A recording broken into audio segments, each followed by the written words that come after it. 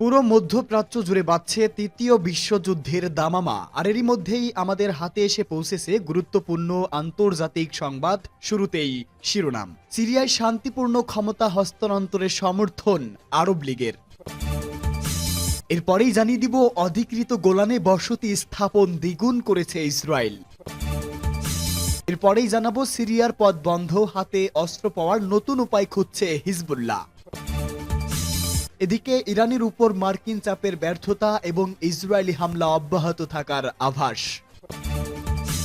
এবং সর্বশেষ জানাবো গাজায় নিহত আরও 46 ফিলিস্তিনি, প্রাণহানি 45,000 সুই। এতক্ষণ শুনছিলেন সংবাদ শিরোনাম, এবারে বিস্তারিত। তবে তার আগে প্রতিদিনের আপডেট আন্তর্জাতিক সংবাদ সবার আগে পেতে ভিডিওটিতে একটি লাইক দিয়ে চ্যানেলটি সাবস্ক্রাইব করার অনুরোধ রইল। সিরিয়ায় শান্তিপূর্ণ ক্ষমতা হস্তান্তরে সমর্থন আরব দেশগুলোর। সিরিয়ায় বাশার আল আসাদ সরকারের পতনের মধ্য দিয়ে সেদেশে দীর্ঘ 13 বছরের গৃহযুদ্ধের অবসান ঘটেছে। তবে পরিস্থিতি এখনো স্বাভাবিক নয়। দেশটির সামনে রয়েছে নানা অনিশ্চয়তা। বিভিন্ন বিদ্রোহী গ্রুপ এবং আন্তর্জাতিক স্বার্থ গোষ্ঠীর চাপে পরিস্থিতি আরও জটিল হয়ে উঠেছে। এমন অবস্থায় শান্তিপূর্ণভাবে দামেস্কের ক্ষমতা হস্তান্তর প্রতিক্রিয়া নিয়ে এক বৈঠক করেছে আরব দেশগুলো।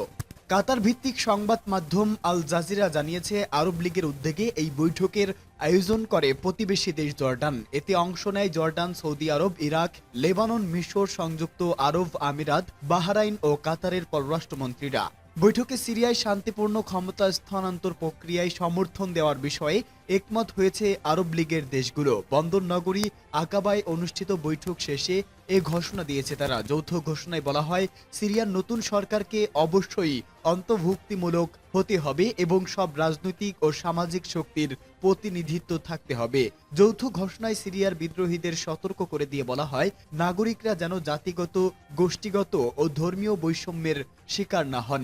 একই সঙ্গে দামেস্কে সব নাগরিকের জন্য ন্যায্যতা ও সমতা প্রতিষ্ঠার আহ্বান জানায় আরব লীগ। যৌথ ঘোষণায় সিরিয়ার বিদ্রোহীদের সতর্ক করে দিয়ে বলা হয়, নাগরিকরা যেন জাতিগত, গোষ্ঠীগত ও ধর্মীয় বৈষম্যের শিকার না হয়। একই সঙ্গে দামেস্কে সব নাগরিকের জন্য ন্যায্যতা ও সমতা প্রতিষ্ঠার আহ্বান জানায় আরব লীগ। যৌথ ঘোষণায় বলা হয়, জাতিসংঘের নিরাপত্তা পরিষদের 2254 রেজুলেশনের মূলনীতি অনুযায়ী জাতিসংঘ ও আরব লীগের সমর্থন নিয়ে সিরিয়ার রাজনৈতিক প্রতিক্রিয়া এগিয়ে নেওয়া উচিত। সিরিয়া সংকট আলাপ আলোচনার মাধ্যমে সমাধানের ঘোষিত পথ নকশার ভিত্তিতে 2015 সালে এই রেজুলেশন গৃহীত হয়েছিল। বৈঠকের ফাঁকেই জাতিসংঘের সিরিয়া বিষয়ক বিশেষ দূত গেইর পিডারসন ইউরোপীয় ইউনিয়নের পররাষ্ট্রমন্ত্রী বিষয়ক প্রধান কাজা কালাসের সঙ্গে আলাপ করেন আরব দেশগুলোর পররাষ্ট্রমন্ত্রীরা। আলোচনা হয় যুক্তরাষ্ট্রের পররাষ্ট্রমন্ত্রী অ্যান্টনি ব্লিংকেন ও তুরস্কের পররাষ্ট্রমন্ত্রী হাকান ফিদানের সঙ্গেও। ধারণা করা হচ্ছে, সিরিয়ার পরবর্তী পরিস্থিতিতে তুরস্ক যেন একটি গুরুত্বপূর্ণ ভূমিকা পালন করে। অধিকৃত গোলানে বসতি স্থাপন দ্বিগুণ করেছে ইসরায়েল। অধিকৃত ও সংযুক্ত গোলান মালভূমিতে জনসংখ্যা দ্বিগুণ করার সিদ্ধান্ত নিয়েছে ইসরায়েল। দেশটির সরকার এই সিদ্ধান্তের কথা ঘোষণা করে বাশার আল আসাদের পতনের প্রেক্ষাপটে ইসরায়েলের প্রধানমন্ত্রী অফিস এই তথ্য প্রকাশ করেছে। কাতার, সংযুক্ত আরব আমিরাত, সৌদি আরব ও ইরাক এই পদক্ষেপের নিন্দা করেছে। নেতানিয়াহুর অফিস জানায়, সিরিয়ায় যুদ্ধ এবং নতুন রণাঙ্গনের প্রেক্ষাপটে গোলানে জনসংখ্যা উন্নয়নের পরিকল্পনা বাস্তবায়ন এবং জনসংখ্যা দ্বিগুণ করার লক্ষ্যে সরকার সর্বসম্মতভাবে 40 মিলিয়ন শেকেল অনুমোদন করেছে। ইসরায়েল 1967 সাল থেকে গোলান মালভূমির বেশিরভাগ এলাকা দখল করে রেখেছে। তারা এলাকাটি 1981 সালে সংযুক্ত করে নেয়, যা কেবল যুক্তরাষ্ট্র স্বীকৃতি দিয়েছে। এক বিবৃতিতে বলা হয়, প্রতিরক্ষা মন্ত্রী ইসরায়েল কার্জ কর্মকর্তাদের বলেছেন, সিরিয়ার বিদ্রোহী নেতারা উদার ভাবমর্যাদা উপস্থাপন করা সত্ত্বেও দেশের প্রতি আশু, ঝুঁকি এবং সিরিয়ার সর্বশেষ ঘটনা প্রবাহের কারণে হুমকি বেড়ে গেছে। গোলানে 24,000 দ্রুজ বসবাস করে। এই আরব সংখ্যালঘুরা মুসলিম দাবি করলেও তাদের রীতিনীতি ইসলামী বিধানের সাথে স্বীকৃত নয়। তাদের বেশিরভাগই নিজেদের সিরিয়ান হিসেবে দাবি করে। সূত্র আরব নিউজ এবং অন্যান্য। সিরিয়ার পথ বন্ধ, হাতে অস্ত্র পাওয়ার নতুন উপায় খুঁজছে হিজবুল্লাহ।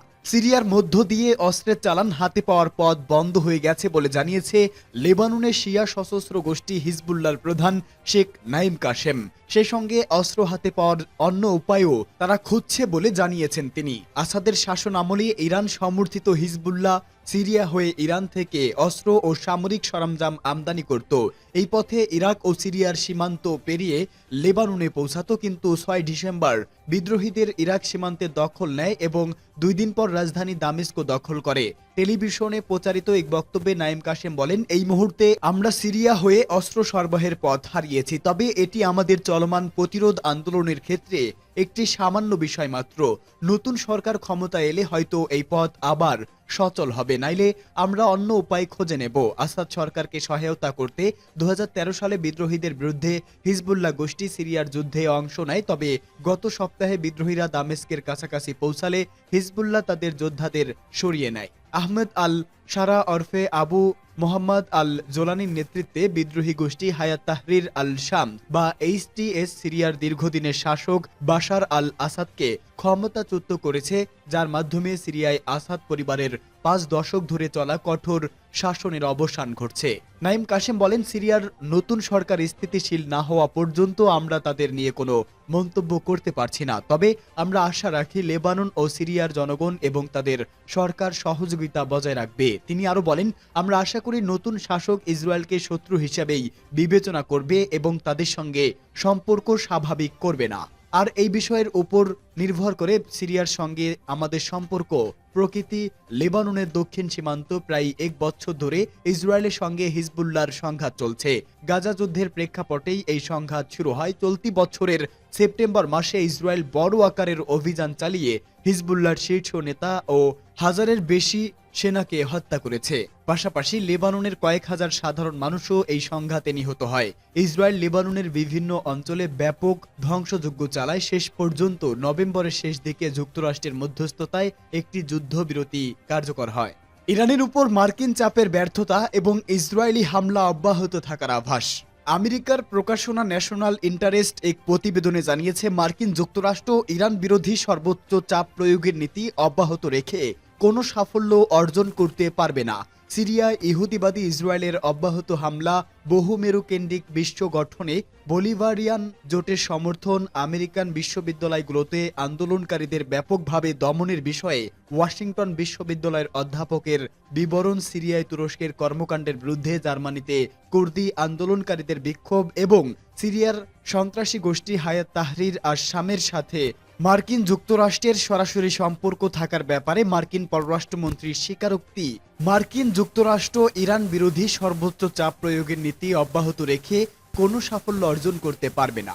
এই বিশ্লেষণে ট্রাম্পের দ্বিতীয় মেয়াদে মার্কিন যুক্তরাষ্ট্রের বৈশ্বিক ও আঞ্চলিক নীতি সমূহের চ্যালেঞ্জের কথা উল্লেখ করে লেখা হয়েছে, ভবিষ্যৎ মার্কিন যুক্তরাষ্ট্রের প্রেসিডেন্টকে অবশ্যই এই অঞ্চলে নতুন বাস্তবতা মেনে চলতে হবে। আল আলমের মতে, ওয়াশিংটন বিশ্ববিদ্যালয়ের একজন অধ্যাপক ডোনাল্ড আর কলিন্স আল জাজিরার সাইটে লেখা এক নিবন্ধনে ফিলিস্তিনিকে সমর্থনকারী বিক্ষোভকারী শিক্ষার্থীদের বিরুদ্ধে মার্কিন সরকার ও পুলিশের সহিংস কর্মকাণ্ডের কথা উল্লেখ করে বলেছেন।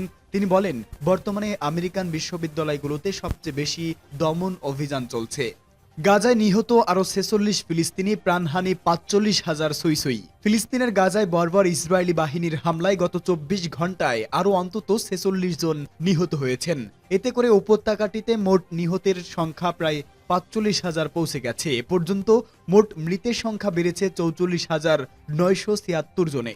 অবরুদ্ধ এই ভূখণ্ডের স্বাস্থ্য মন্ত্রণালয় এ তথ্য জানিয়েছে। এছাড়া গত বছরের অক্টোবর থেকে চলা এই হামলায় আহত হয়েছেন আরও লক্ষাধিক ফিলিস্তিনি। এক প্রতিবেদনে এই তথ্য জানিয়েছে বার্তা সংস্থা আনাদুলু।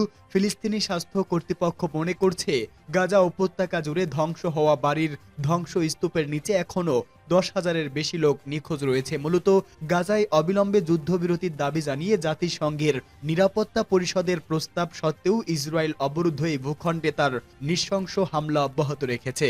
উল্লেখ, গত ৭ অক্টোবর হামাসের নজিরবিহীন আন্তঃসীমান্ত হামলার পর থেকে ইসরায়েল গাজা উপত্যকায় অবিরাম বিমান ও স্থল হামলা চালিয়ে যাচ্ছে। ইসরায়েলি এই হামলায় হাসপাতাল, স্কুল, শরণার্থী শিবির, মসজিদ, গির্জাসহ হাজার হাজার ভবন ক্ষতিগ্রস্ত বা ধ্বংস হয়ে গেছে। এছাড়া ইসরায়েলি হামলার কারণে প্রায় ২০ লাখের বেশি বাসিন্দা তাদের বাড়ি ঘর ছাড়তে বাধ্য হয়েছেন।